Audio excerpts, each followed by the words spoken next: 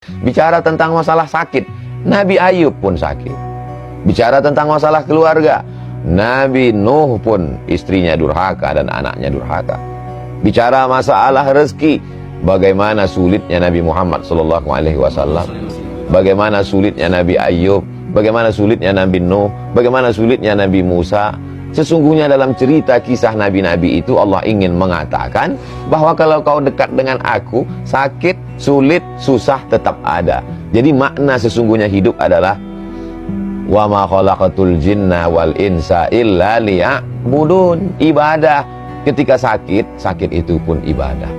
Ketika sedang morat-marit itu pun kalau karena Allah maka dia menjadi ibadah. Jangan kita pahami bahwa yang namanya ibadah itu hanya sholat tahajud, sholat witir, sholat duha. Yang namanya ibadah itu hanya baca Quran, baca tabarak, baca yasin, baca fatihah, banyak sholawat. Itulah ibadah. Tidak. Orang yang sakit pun ibadah. Bahkan ibadah yang paling tinggi bukan baca Quran, bukan jihad fisabilillah, bukan sholawat, bukan zikir. Ibadah yang paling tinggi adalah ridha menerima takdir Allah subhanahu wa ta'ala. Ibadah yang tidak mengeluarkan suara, tidak mengeluarkan energi, tidak mengeluarkan keringat, tidak mengeluarkan darah. Ibadah yang dalam keadaan diam, ridha menerima takdir ketetapan Allah subhanahu wa ta'ala. Kalau dipahami seperti ini, maka insya Allah kita tidak akan menyalah-nyalahkan Allah. Ketika rezeki kita diuji agak macet sedikit saja, kita tidak menyalahkan, inilah gara-gara taubat. Ini coba kalau nggak taubat kemarin.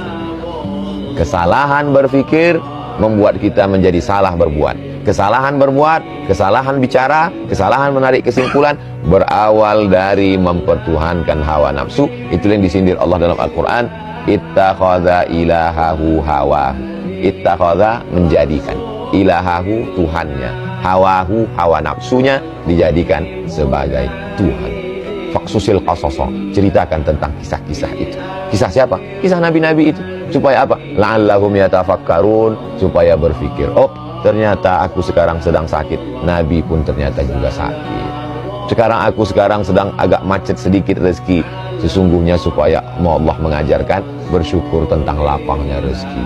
Oh sekarang anakku ini agak sulit sedikit diatur, supaya untuk mengingatkan, supaya ada usaha dan ikhtiar doa lebih. Allah cuma ingin kita sujudnya lebih lama sedikit dari biasa. Kalau rezeki kita lancar, sujudnya mungkin tasbihnya 3 kali, 1 napas, subhanarabbiyal a'la wa bihamdi, subhanarabbiyal a'la wa bihamdi, subhanarabbiyal a'la. Dia buat kita agak sakit batuk sedikit, agak demam sedikit, agak sakit kepala sedikit. Bukan berarti kita lantas curiga ini Omikron sudah sampai. Hanya saja sekedar supaya tasbih kita lebih banyak daripada biasanya, hati kita lebih khusyuk daripada biasanya, munajat kita lebih, bangun kita lebih awal daripada biasanya, duduk kita di masjid mungkin lebih lama daripada biasanya. Karena ceramah kadang tidak membentuk, tidak merubah ibadah, tapi ada sesuatu yang bisa merubah ibadah. Itulah tujuan Allah. Tapi puncak dari segalanya adalah supaya kita menjadi hamba Allah, bukan hamba yang lain.